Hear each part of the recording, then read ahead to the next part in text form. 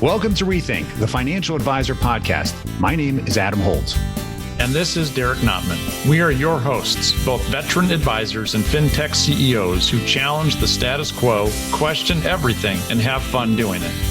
Hear honest commentary on the challenges facing advisors today. And be part of a community where we can all rethink the profession. Now on to our episode. Derek, are you ready for the tsunami that's coming? Hey, Adam, I think I am, but I think a ton of people aren't. Let me explain.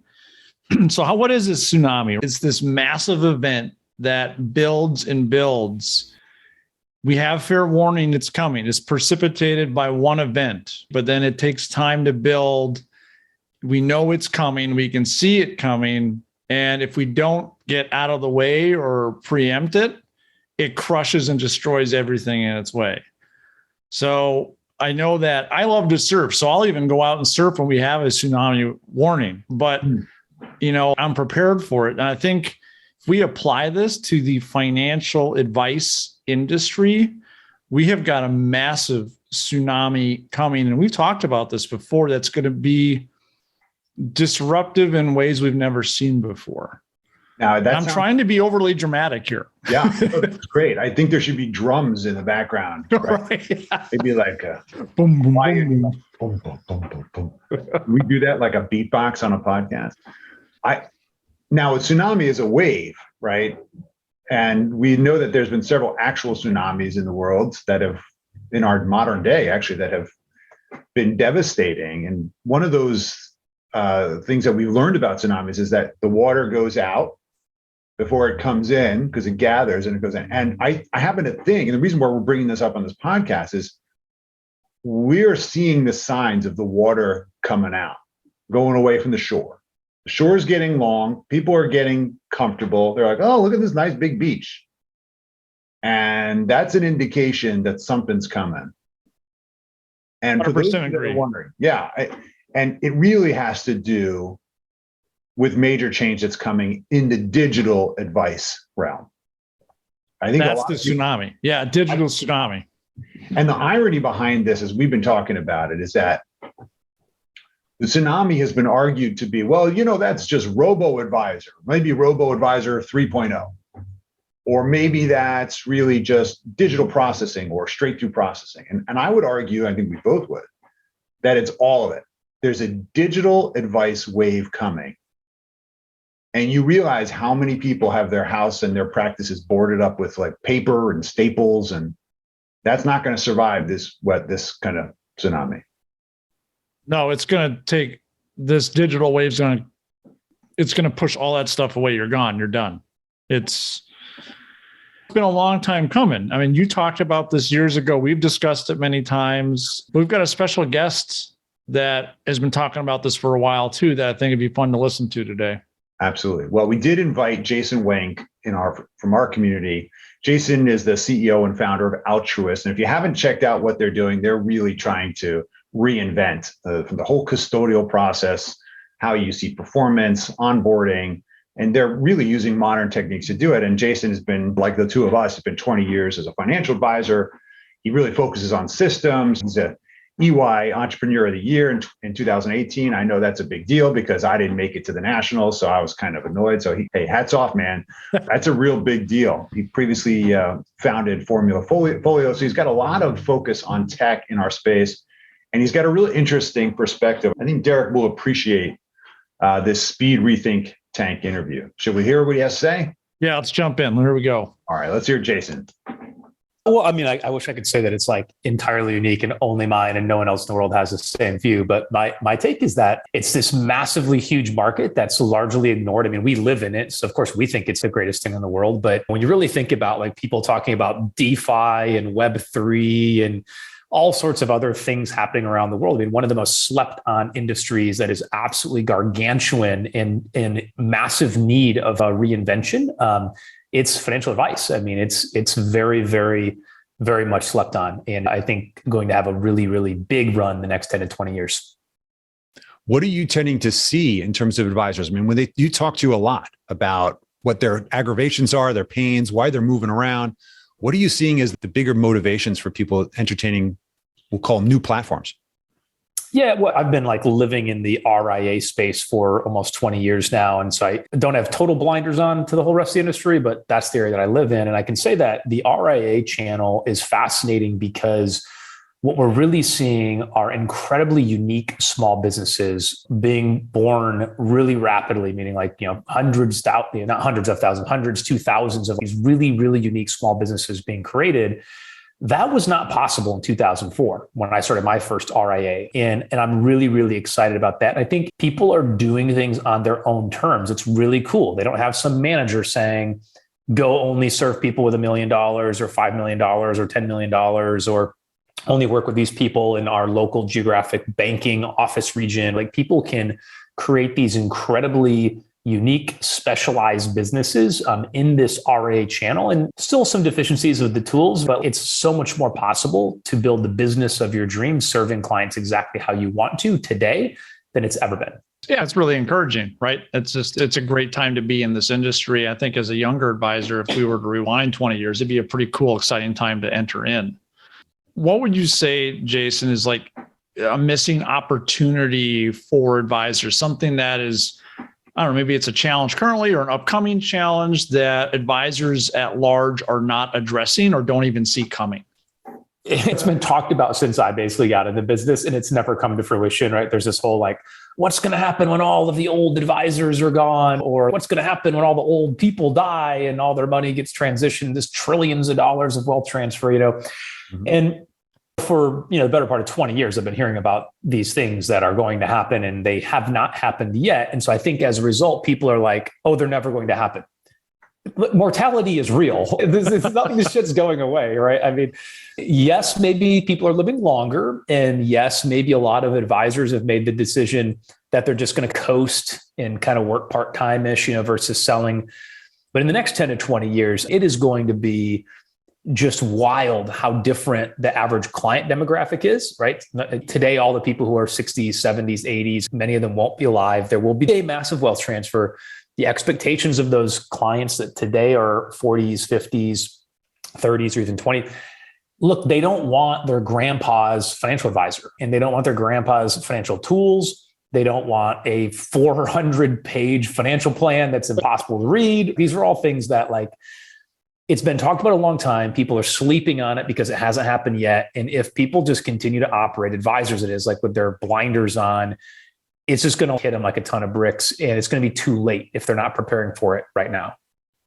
They've really been resting on their laurels. That's what it sounds like, right? I got time. Bull market, easy money. Nobody has to do anything to look smart. Look, the day's coming, right? At some point, and people are going to have to actually be smart, actually have meaningful relationships with their clients, actually do real planning.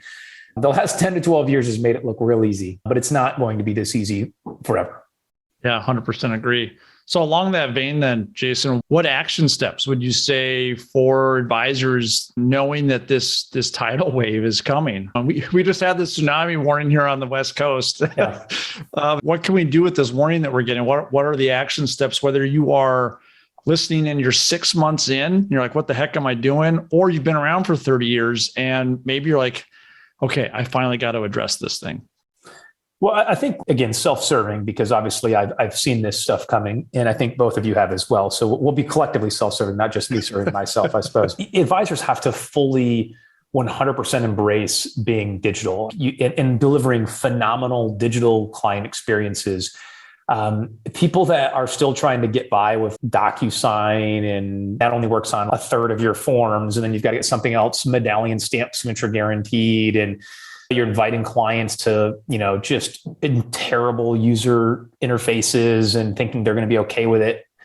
Like, they can get on their phone right now, open accounts, fund accounts, trade accounts, be buying NFTs and buying crypto assets and trading fractional shares of stocks, getting a fully automated sort of financial plan with really elegant design at, 70% lower cost. I'm not saying we all need to be deathly afraid of this innovation, tsunami, so to speak. But clients expect something that is modern and relevant, and especially, again, those next generations of clients that we're going to need to have if we want to maintain sort of the wealth of their parents.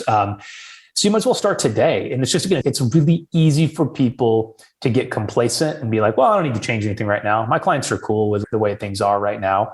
And again, then it's too late. Then the client passes away, the 45-year-old kids inherit the money, and they're like, yeah, no, I don't want to use my planner. I already got a planner, right? My planner is a fully digital planner that I don't have to meet with in their mahogany office in the 37th floor of some crowded city, right? It's a more of a kindred spirit relationship with someone who gets them. So start today, be prepared, build those meaningful relationships, deliver that phenomenal experience, and you'll never have to worry about it. In fact, you'll benefit from it, which is a great spot to be in. 100%. I love that. I'm going to put you on the spot because that's really great. And you've been future forward, but in this kind of thing, if you put yourself in this space 10 years from now, what does it look like? What is the Jason Wenk perspective looking back 10 years from now? Yeah, I mean, unpopular opinion, right? But we want it. Yeah, I want to hear it. I feel like, and I'm hopeful that the company that does it is Altruist. That's why I work as hard as I do at the things that I do. But I think that there will be an Amazon-like disruption in our space. And what I mean by that is, you look at like Amazon's flywheel, and they came out and it was really simple. They did this in 2001. If all of us have read Good to Great, like we know this, it's literally been sketched there. It's been sitting there for 20 years. Incredibly low prices attracts a lot of customers. More customers means more marketplace vendors will come in to sell their products because there's more distribution. With more distribution, they get shared economics, right, of their core infrastructure. That gives them better margins than anyone else, which allows them to lower the prices, which allows them to attract more customers. That's the flywheel, right? This thing just starts to spin, and it takes a lot of pushing for them to do it, but eventually it spins. And now it's so obvious. We look back 20 years, it's like, well, of course, Amazon's incredibly successful, but people didn't feel that way in 2001 when they met and kind of created their flywheel, so to speak. I don't know how that will exactly come out in our space, but expecting that we can continue to use monolith infrastructure and technology that's been around for 40 or 50 years to be the core of like most advisors' business, which is the custody business. That's the core piece, right? Every single other piece of technology in our space, and with no disrespect to all of us who are fintech entrepreneurs, every fintech vendor that serves advisors, combine all of us in terms of our market values. Take the 20 largest RIA firms in the country, all huge, huge firms, right? Combine all of them, take all of our collective value, quadruple it, and you get Charles Schwab. There's so much more mass, right, in those 2 or 3 really key core vendors than all the rest of us combined times some order of magnitude. That whole thing needs to be disrupted a la the way that Amazon's done it. Again, I don't know if it'll be Amazon or Google or some tech company coming to our space, or just somebody that today is out there executing and building the flywheel that 20 years from now we look back and go, oh, damn, like, of course they did that, right? Much like I think sometimes we look at Amazon today. So that was pretty awesome. There's a couple of nuggets in there, Derek, that I think are worth discussing. What did you think about his concept of the unique small businesses born rapidly? I love that. I think the path to entrepreneurship or business ownership, even if you wanted just to be a solo shop, is definitely faster and easier than it was when he did his back in 2004, for example. It's been somewhat commoditized. So that's great. Wow. Like it's not a massive mountain for me to have to scale now. It's not as scary. I don't have to attach myself to an insurance BD or wirehouse to do this. I can do it on my own. That's huge because at the end of the day, most of us are individuals. We like to do things our own way. And it's true. There's more and more RIAs starting now than at any time ever in the history of them. Well, it's enabling more innovation than we've ever seen too. I can't tell you the number of people over the past 15 years that came to me and said, Adam, I've got a great idea too, but I can't leave my practice. And the level of ideas never were light, right? Everybody has had an idea about how to disrupt the economy, but now I actually know 10 advisors who have literally built their own tools because they can build in their shit. I mean, granted, I probably did it a little bit earlier, so we did have to, we had to put a significant amount of capital behind it and didn't know what the heck we were doing. Now there's like the internet, like how to build a company in 20 days. I think it's amazing the accessibility that innovation is going to continue to drive disruption. to create these almost mini disruptive waves that I think a lot of people are not even going to come see coming. You've ever been on your surfboard where all of a sudden you think the waves are pretty systematic, and all of a sudden this huge swell comes out of nowhere. You're like, I didn't see that, and it wipes you out. And I think that what's happening is that because there's so much entrepreneurship, and it is so easy to put out a shingle and start a business and also build a technology platform now, that there's going to be, disruptions to the way we do business coming left and right. The question, I think, is how are we going to keep our practices that are established continuing to grow? And I loved his comment on, people don't want their grandpa's advisor. They don't want their grandpa's tools either. What do you think about that? They don't. They want a different experience. And if you haven't learned this about me to our listeners here, I recently started my own RIA so I could do it my own tech company. And part of that was I wanted to have this better experience for my clients, which is really, really important. And I was actually just speaking to the CEO and owner of a huge RIA in the Midwest. Mm-hmm. And he custodies with a couple other well-known custodians and is looking on bringing Altruist on. And I'm not saying terminate your old relationships, but I'm like, listen, your average demographic's what, 55, 60? You've got an older client base. Mm-hmm. How are you going to retain the assets of the kids of those people? And that's the disruption there. So that's where bringing on these tech forward experiences for these folks is what they don't want the 400-page plan, right? I mean, just as an example, like I'm using Altruist and I'm using Asset Map right now. And the feedback I'm getting from my clients is awesome. And they are actually referring me to younger generations because they love it so much. It's just such a great experience. Yeah.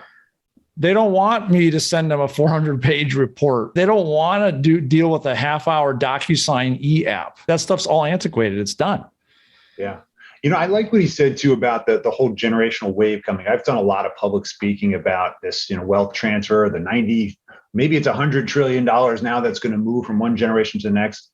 Or be spent down, obviously, because a lot of it's in qualified plans and it has to be distributed for income purposes. So it's going to move, right? Whether it goes to the government or it goes to spending or it goes to the next generation. There's a lot of money that's going to change hands. And of course, it's going to change hands from a very different mindset of this boomer greatest generation to X generation /Y and millennials. And the question I'm wondering is what's driving the tsunami, this singular event, or are expectations going to change before that generational transfer of wealth happens, right? What's precipitating this massive change that I think is going to force a lot of advisors to change the way they do things? Because we do know that the younger generation is expecting digital first experiences. Mm-hmm. And there's an argument that we should try to serve and grab them now. Or do we stick it out for the next 5 or 10 years and try to hold on to the old school expectations of how you can run a practice behind the mahogany and the paper and the gilded books and the cards on their birthday, physical just cards. Like your office. Yeah, right. My old office. We updated our furniture. We went to Maple just, got rid of all that old stuff. I think you make a really interesting point. And I don't know if we've got the right answer, but I suspect it's probably a combination of both things you just said.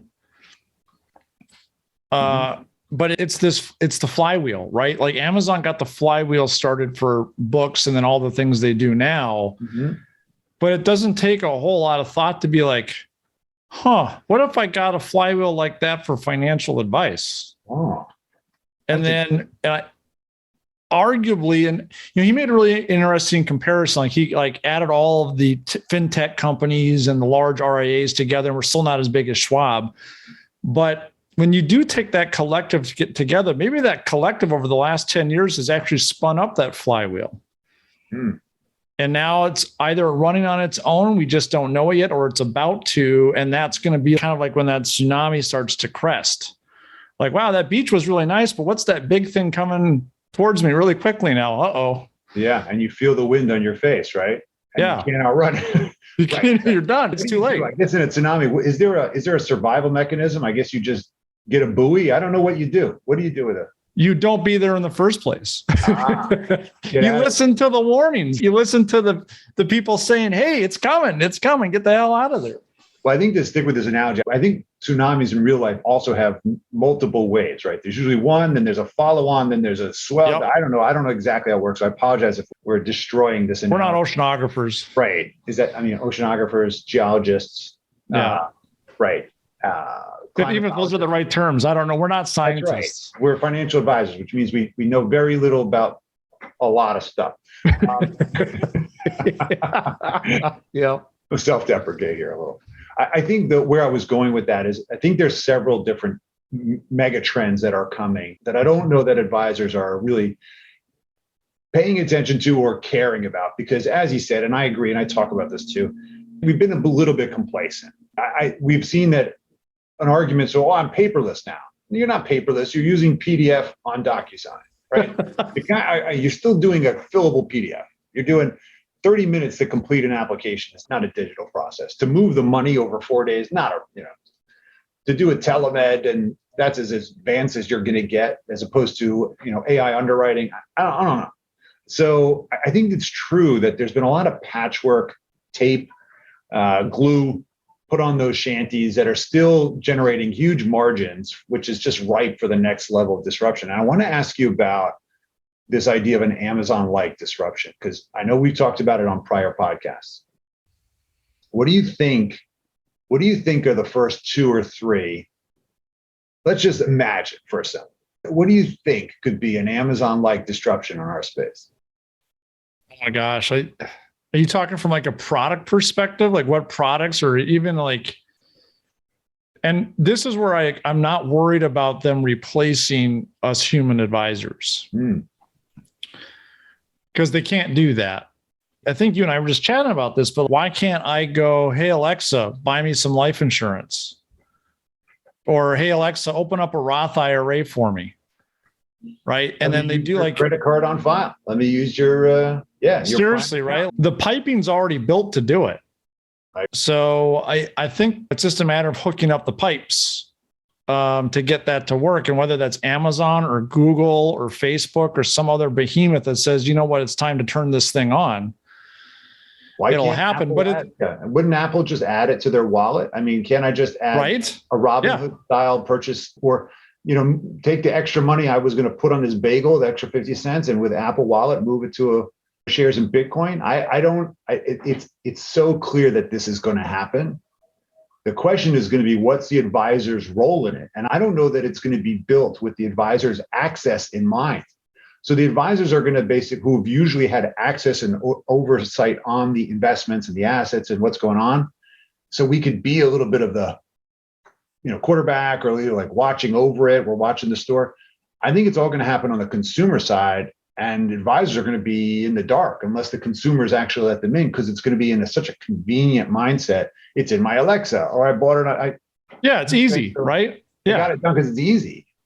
As a consumer, I like that model. And here's where, for our advisors listening, here's where you can position yourself to actually take advantage of this. At least in my opinion. My opinion is not worth much, but I'll give it to you. I'm going to give it to you anyways. Yeah. It's the whole advice piece. And I'll give you an example. I talked to a brand new client today, and he's like, I've got all this money, and I don't really trust the financial advice space. I can do everything online, but I have questions. Can I retire at 60?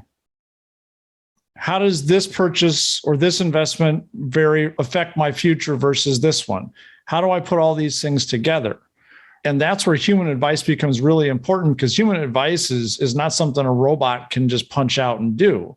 Yeah. So now if I'm a consumer, I'm like, all right, I've got this app. I did my Apple Wallet. I've got my Bitcoin. I'm doing all these things digitally, but it's not helping me answer the big questions, the things that are keeping me up at night. I need a human to do that is trained with all of these different products and services, and to help me figure out how to do everything. Right now, all of a sudden that becomes huge. And now the consumer is clamoring for human advice. They're desiring it, but now they got to find it.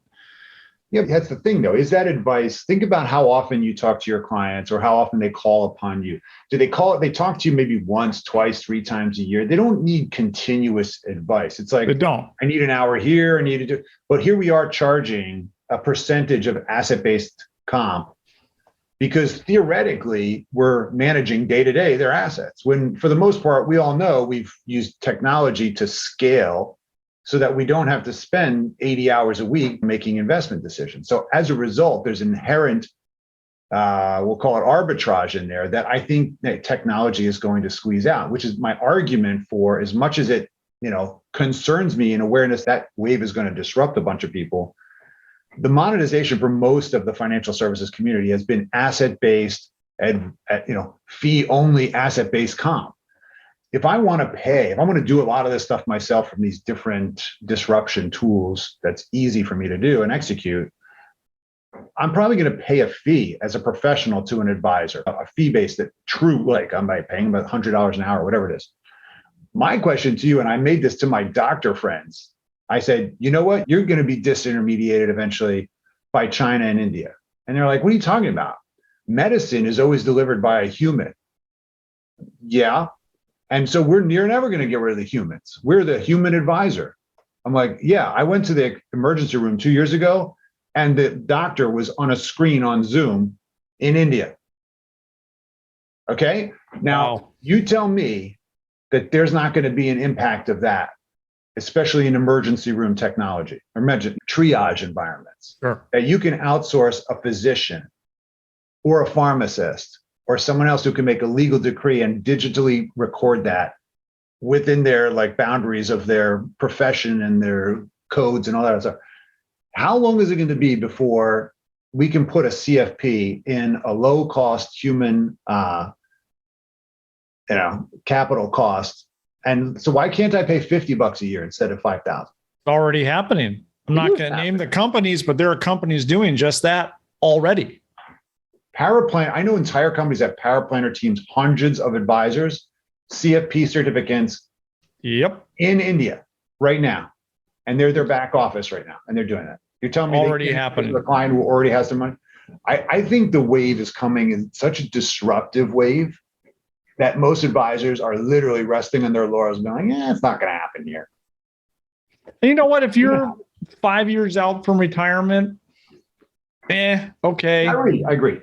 But unless your exit is to literally walk away from your business and just shut the door and turn off the lights and that's it, and you don't need to sell it or whatever, okay. Well, what if you do want to sell it? What if what if you have a successor advisor that you're trying to bring on or groom? Yep. They don't want grandpa's solutions, right? They don't. Yeah.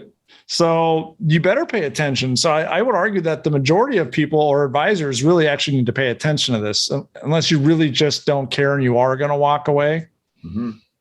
Yeah. Anyways, I don't say that also to, at least that perspective I think we have and we share in some regard is not to scare everybody and depress you and say, okay, let me go listen to a happier podcast. The point is, this is the warning system. It may be years away, but don't be surprised when it happens over a long period of time. All of a sudden. And but it's also a massive opportunity, right? So big. And that's what's exciting is holy smokes, look what is possible. Just heed the warning, start implementing some things to be prepared for when the thing comes, and you're actually going to ride the wave instead of get crushed by it. Amen. I think that's good. That's great. So let's tell our takeaways to everybody. What kind of takeaways do we have, Derek, from you that advisors can put into action? Well, I think, and this is even from my own personal experience, I would say a lot of us cut our teeth at a wirehouse, a insurance broker dealer, whatever. And that was okay. It worked. But the future of our business, as we've just talked a ton about, is headed in a different direction. It's what our clients expect, et cetera. So can you do what you need and what your clients want where you currently are? Maybe not today, but can you do it in 3 years? Are they going to get there? Are they going to have the tech and the capabilities to do that? Or are you still doing faxes and DocuSigns in 5 years? I don't know. So that's something to think about. And if you can't, then that's kind of a big question you got to answer. And then also, I think just Digital's here. I don't know if you heard us, but we said digital like 1,000 times during this podcast. Adam's got the little clicker he's been watching. But we're all going to have growing pains going through this. Even just doing my own RA recently, I had to bring on some new tech that I had to learn and go through the growing pains. But better to go through them now and with your clients than to have your clients go through them without you. And then all of a sudden you wake up and they're saying goodbye. I already did all this. I'm going to do something else. Thanks. Nice meeting you, but goodbye. That's not a good place to be. So better to experience the growing pains now than to get crushed. Yeah. No, those are some of my bigger ones. Yeah, so you made me think actually about user experience again. I used to be such an advocate for this in all things. I was just zealot about it. Being stuck in behind a screen for 2 years, I don't know that I've gotten out to experience what other people have innovated recently. But what you think about Disneyland, or you think about the local Great Adventure, Disneyland's got a UX, super lead against, let's say, Great Adventure as an amusement park. And they might have the same exact rides, but it's much more memorable. And so remember that your tech experience is where the rubber hits the road for many of these clients. They're going to interact with the tech, and they're going to start being judgmental. If your tech is pretty lame and they've seen better tech, they're going to I that think is the relationship's a great point. But I kind of, it's just easier to work with, Mary. She's more modern, and Joe is kind of, let's move all our stuff to Mary. I just like the interface better. I think people are going to move because the app is better. You know what? You are spot on with that. And it's true. I mean, think about the stuff that you use on your phone or your computer or anywhere. Yeah. That user experience, I'll get on that zealot stage with you. I agree. it's the truth. And look, if it's not happening now, it's going to happen in the next few years, because especially next generation, the younger generations, you make something a little bit difficult for them, they start crying and they leave. They just leave. And it's okay. They don't have to fight to put up with stuff anymore, because they don't. Choices, right? For free. So I don't know, maybe that's the burden of the X generation, is that we were taught to put up with everything. We did. Be grateful, okay? We didn't have it so good when we were your kids, but now we have access. I think we still have that. We're not that old, dude. Come on, stop. Well, I am. I feel that way. All right, so here's my takeaways. I was thinking about this before, what Jason said. Decide if you're going to be in the financial advice business, but decide whether you're doing it like it's 2005, 2015, or 2025. Just think about where the practice that you're building has to be intentional. And you can certainly keep running like it's 2015, and maybe you've got an aggregation portal, and maybe you do planning, and you can do that for a while. But I don't know if you're going to grow the way you could grow. Yeah. And I think you're going to really have to deal with fee compression, because clients are going to look for more value. 2025 means you're coming at it all digital, or you have a path to get there. If you're not there yet, you know how to get there. Invest back in the business. I've seen a lot of financial advisors who they make great money, they make more than they need to survive in their family, and they take their money and they go put it in the S&P, or they go put it in some deal of one of their clients and do some private equity. Why aren't we investing back in a business? Okay, the highest rate of return I saw ever in my practice was when I built Asset Map for it. I had the highest rate of return. Now, granted, it obviously had scale outside, but the point is that find ways to actually invest real cash into your business. Don't always thinking about a cash flow. I got to suck all the business cash out. And then it's a cash cow. Invest back in it. That means people, it means technology, it means next gen. It will pay if you do it right and actually manage it like an investment. And it's also, number 3, it's time to run the family meeting. And the family meeting for us in our practice was every 3 years, get together with the full family, talk to the next generation. So if you're working with a generation, we'll call it A, that means you bring in their parents, if they're still living, you bring in the children, if they're adults, and hopefully, going to be the recipients of those assets. And you get to know them and you show them that you actually know where everything is going on. You want to stay that concierge, the owner of the treasure map, and show that you've got relationship value, and that you're not a mystery, so that when grandpa does pass, you're not grandpa's advisor. You're the family advisor. And that's the point of having a family meetings. Run them every 3 years, bring in lunch, make it a relationship meeting, and then use that opportunity to show what you're doing and how they can make better financial decisions as a family. Really smart and very effective at building in we'll call it relationship fingers into the next gen. Good. I like that. That's great. That's that human element. Yeah, no, look, and it's scrappy. How much effort does that take? No, it's actually empathetic, and it just makes a lot of sense. Awesome. All right. Well, let's wrap this up. We've got an interesting question where we can kind of, end on this today and, get ready for another awesome podcast another day, because we've got so many awesome listeners now. What do we have? 3? 4, I think. I've heard four listeners. Is that what we're up to now? We're at like the top 99% of podcasts. That's right. With 4 listeners, sort of. All right. Well, this one came into you. Do you want me to ask? You just want me to ask you? Read it. Yeah. You read it like you're Jay. Oh, that's Danny. No, this is, So this comes from an advisor, Danny in Florida. I've heard a couple times that I, as an advisor, should be more transparent with my prices, fees, all that stuff, especially on my website for the work that I do. First, why should any of us list our prices? And secondly, how should those of us who work on commission handle this? Keep on rocking the pod. Thanks, Danny. Thanks, Danny. All right. Awesome. We appreciate it. What do you think?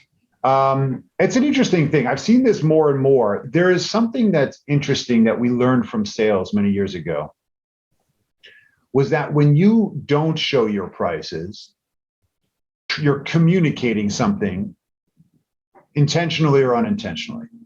Number one, you don't want to give them sticker price shock, right? Because you're going to deter people.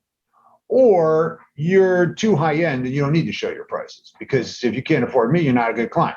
All right. There was that you walk into the Cartier and there's no prices, right? You got to ask them what the price is. You got to ask, okay, you can't. I shop at Walmart, dude. I don't know what you're talking about. Well, do they put the prices there? Everywhere, man. The little happy, yellow face. Right. The special, right? Or whatever it is. Yeah. Even point out the price is excellent.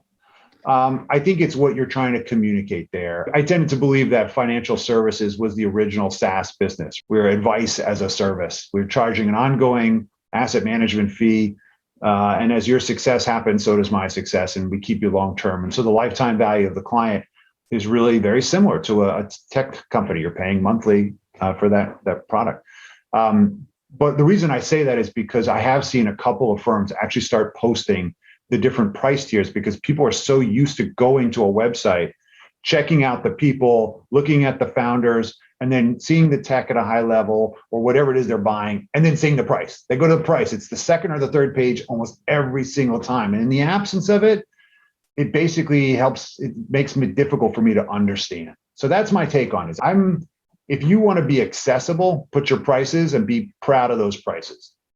I think so. I think it goes to even a bigger topic that we may or may not even want to unpack, is transparency in this industry. Mm-hmm.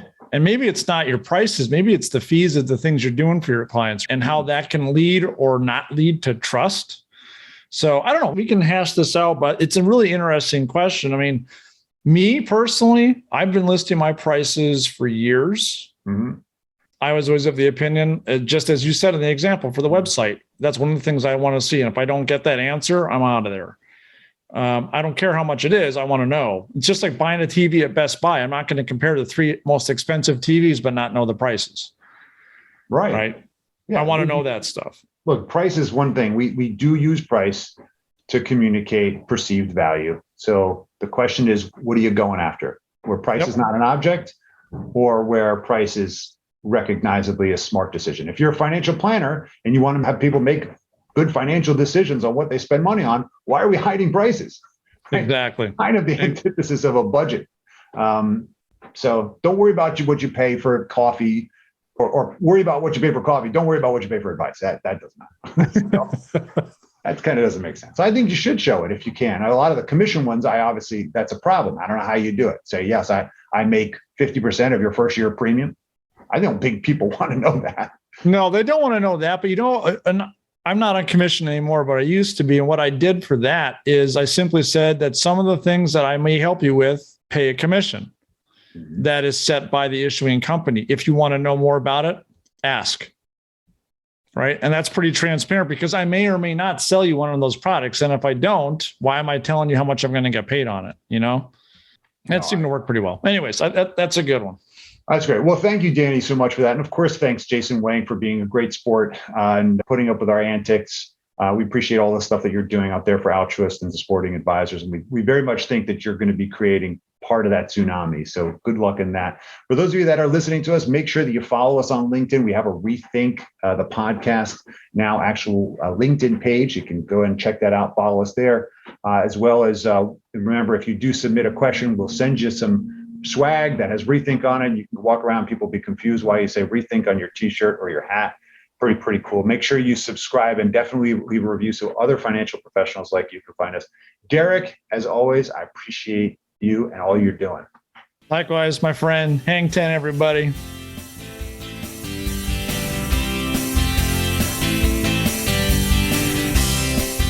Thank you for listening to Rethink, the Financial Advisor Podcast with Holt and Notman.